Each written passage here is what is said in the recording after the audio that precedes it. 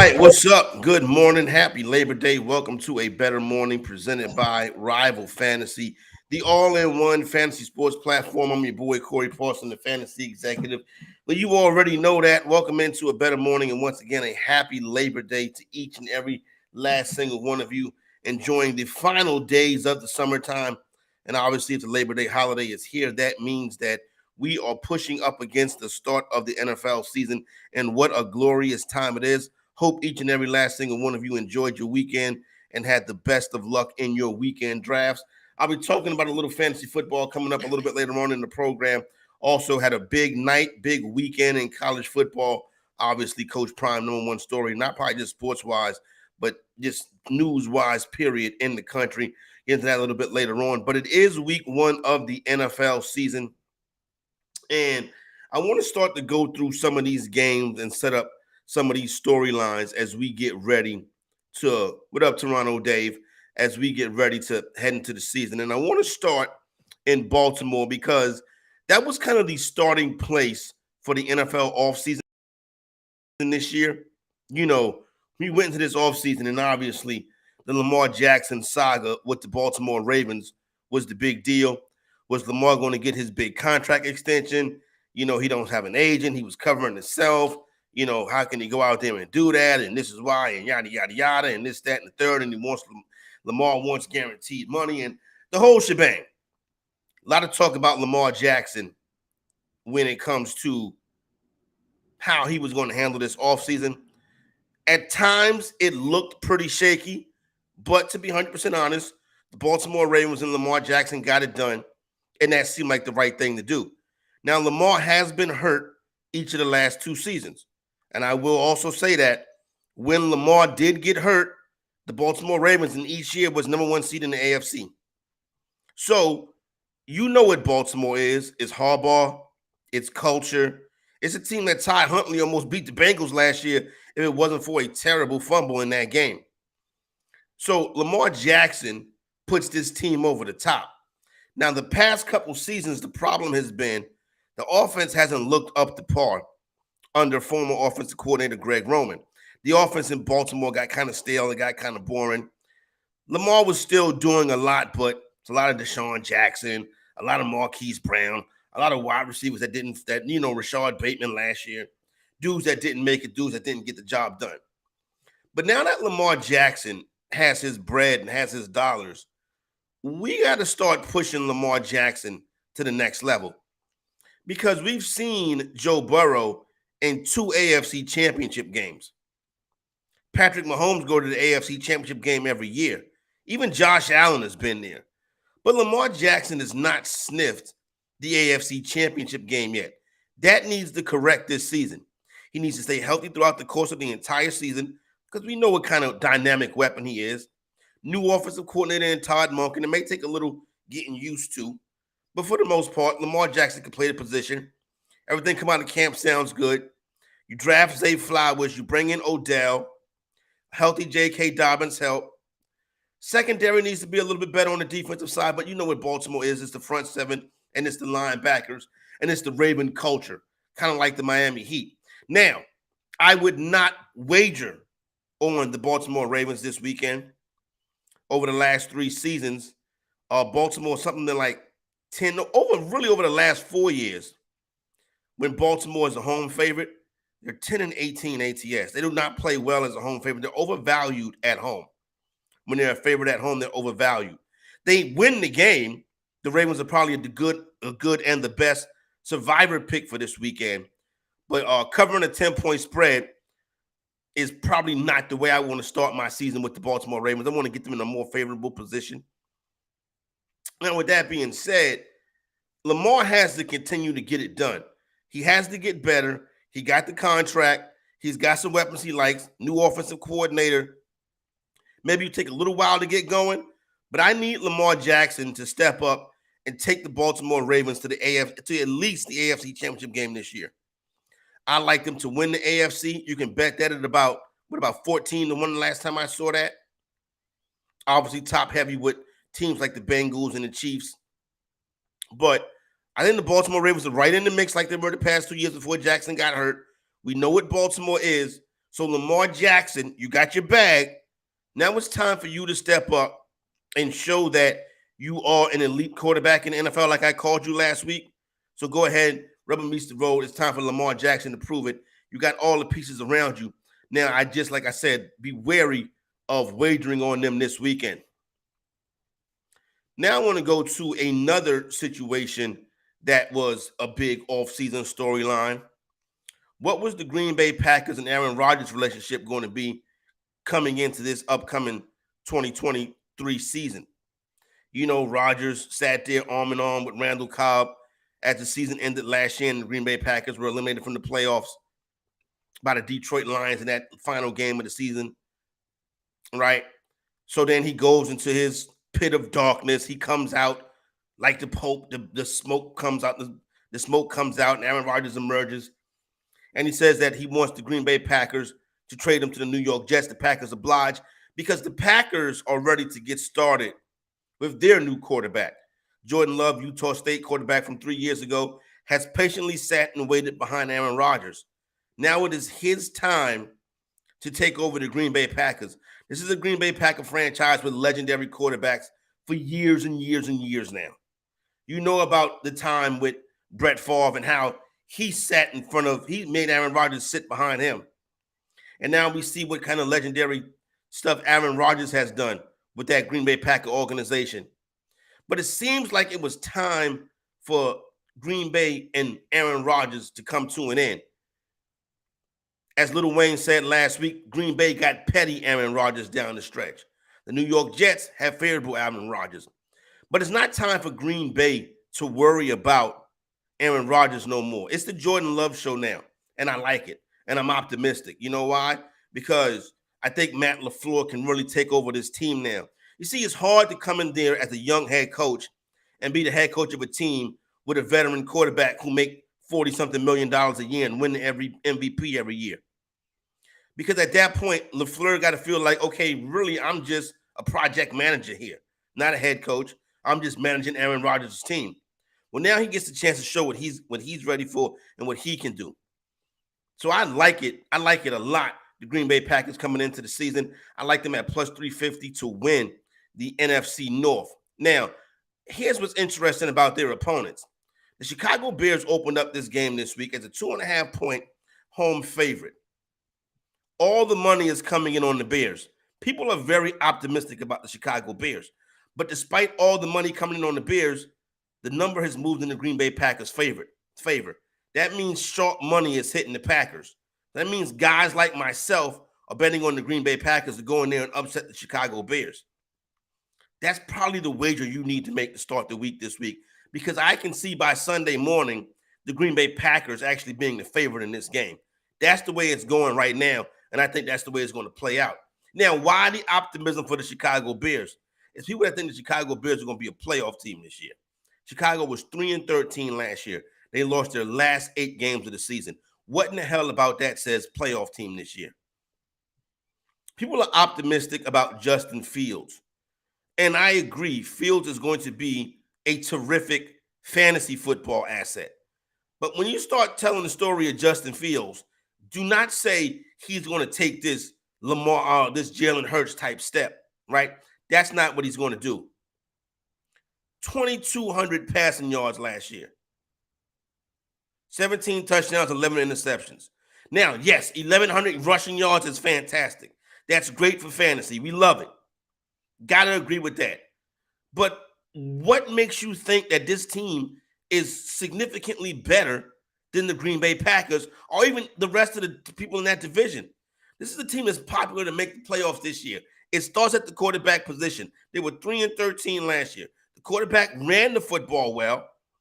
He was big in statistical opportunities, clearly a top fantasy quarterback. At one point last season, he was the most sought-after fantasy asset. But the Chicago Bears don't run a fantasy football franchise. They run a real football franchise. And their last 8 times they were on the football field with their star quarterback, they were on the losing end. So the optimism is really kind of shaky to me. Go with the Green Bay Packers. Take them on the money line earlier in the week while you still got a chance, because I do believe they'll be the favorites on Sunday morning. Another situation that dominated news cycle in the offseason was the Denver Broncos and what they were going to do with their head coach opening. Shortly into the year last year, they realized Nathaniel Hackett was the wrong guy for the job. They even hired a coach to coach him to let you know it's not going well, and he was relieved of his duties in the offseason. Now, they go out there and they make the big splash hire in Sean Payton, even though Payton wasn't the guy they originally wanted. They wanted DeMeco Ryan. But DeMeco Ryan didn't want to tie himself into Russell Wilson in this quarterback situation with this red carpet quarterback making all of this money. So he went and took the job where he gets a chance to start fresh and new and build a team the way he wants to build it. And obviously he has some history with the Houston Texans. So Sean Payton gets the call. He rings it up. Everybody thinks Payton is waiting on that Justin Herbert Charger job to open up so he can go out there and be with a true star quarterback. But no, he comes and he takes the job with the red carpet quarterback that is Russell Wilson, who stunk last year. This seems to be in this thought process that Sean Payton is going to fix Russell Wilson and the Broncos are going to be a playoff team. Broncos 4-point favorites this week versus a divisional opponent. Let this sit in. The Denver Broncos are 4-point favorites this week versus another team that plays in the AFC West. You might as well go ahead and bet that right now as well. Take the Las Vegas Raiders plus the points. That's where the sharp money is going anyway. You see, I don't think Russell Wilson is any good anymore. So I think it's going to be problems. I think I saw this recently. I saw this over the weekend. Odds of who is the first quarterback to get benched. Russell Wilson was somewhere like 30-1. I think Russell Wilson is going to be the first quarterback to see the bench this year. Either Matthew Stafford or Russell Wilson will be the first quarterbacks benched this season. Now, on the other side is the Las Vegas Raiders. Everybody hates their quarterback.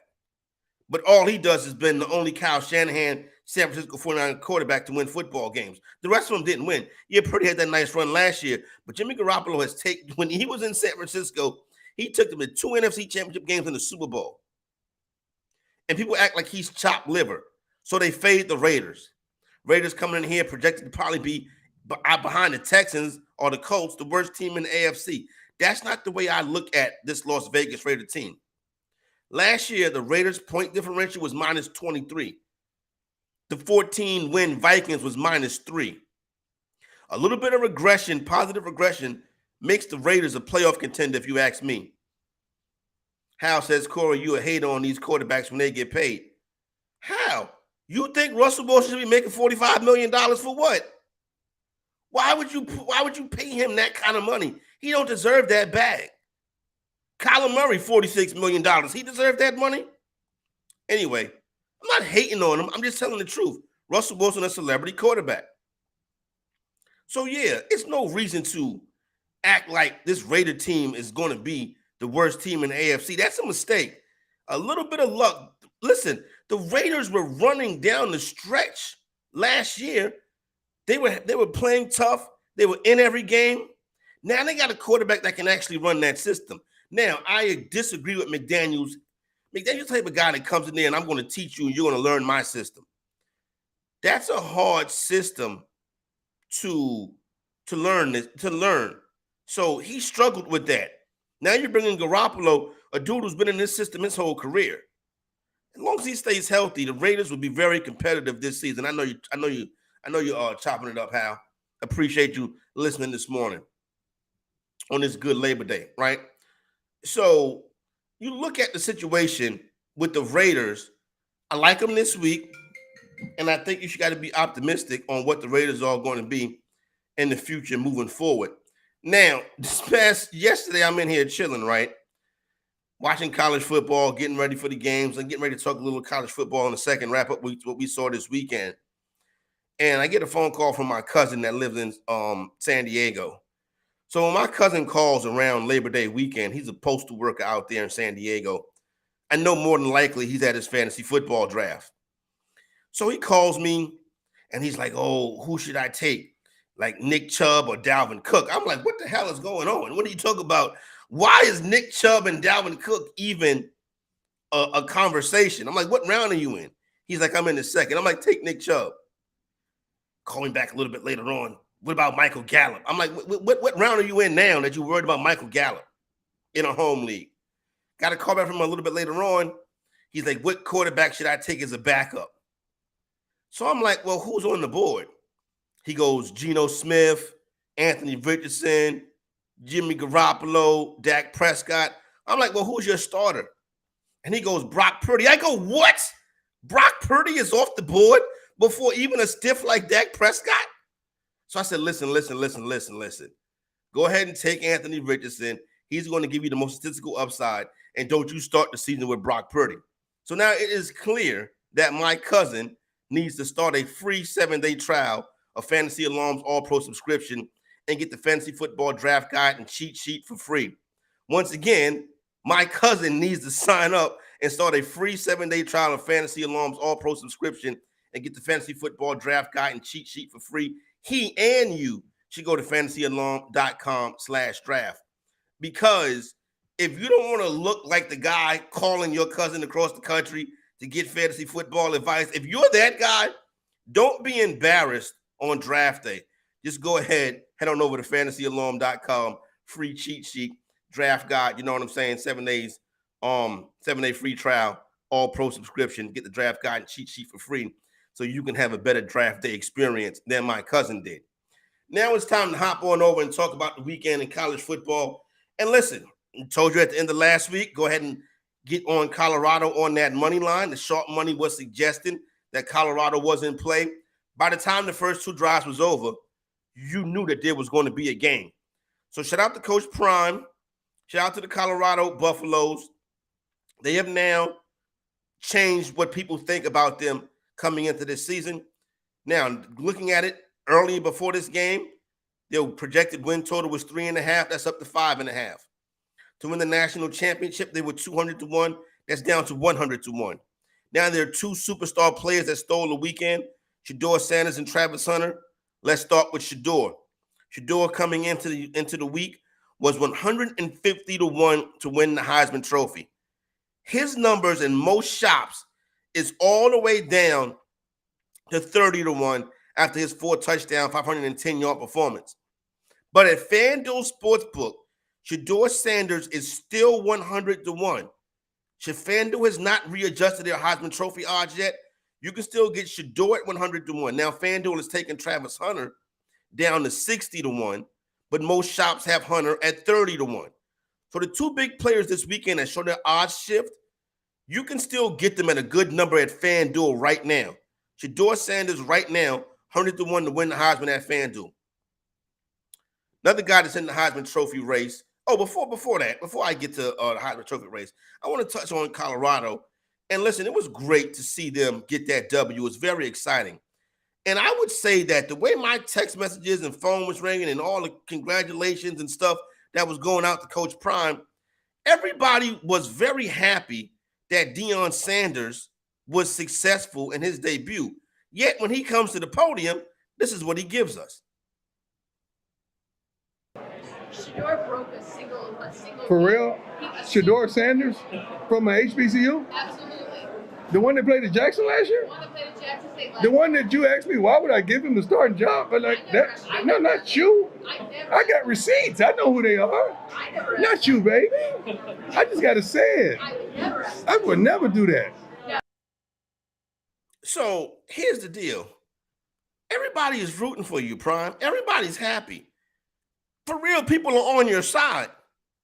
But when you bring this negative attitude into the press conference room, it makes me start to wonder. And I know every time a head coach is talking, he's talking to his team, and he wants to continue to motivate his guys because every week's going to get tougher now because nobody's sleeping on you.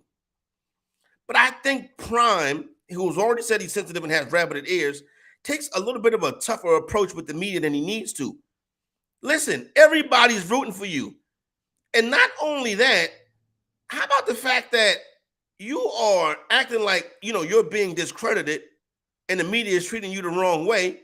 It's not the media's job to root for your football team. Yes, they were right to ask you, why is your son, who's only played at the FCS level, immediately named the starter? Now, was it the correct thing to do? And is the kid a Heisman Trophy candidate? Yes. But to have that question coming into the season, there's nothing wrong with that.